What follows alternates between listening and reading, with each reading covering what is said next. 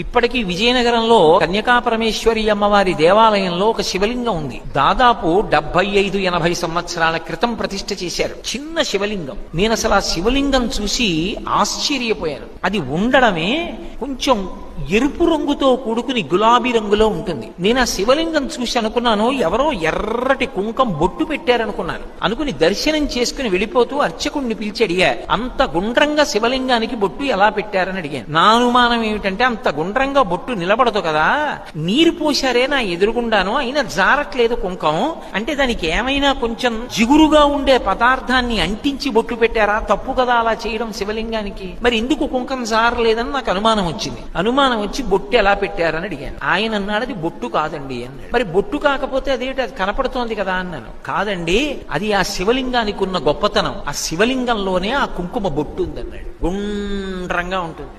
2, నేను అక్కడ జ్యోతి ఒకటి ఏదో వెలుగుతోంది, దాని నీడ పడింది ఆయన మీద అనుకున్నాను. క్రింద నుంచి శివలింగం కింద నుంచి ఒక జ్యోతి వెలుగుతున్నట్లు కనపడుతూ ఉంటుంది. అపురూపమైన లింగం. నేను ఎన్నో శివాలయాల్లో దర్శనం చేసుకునే అదృష్టాన్ని భగవానుడు ఇచ్చాడు, కానీ అటువంటి శివలింగాన్ని నేను ఎక్కడా చూడలేదు. వ్యాస భగవానుడు లింగ పురాణంలో ఎలా చెప్తాడో అలాగే 3వ కన్నుగా కాకుండా కుంకుమ బొట్టుగా కనపడుతుంది.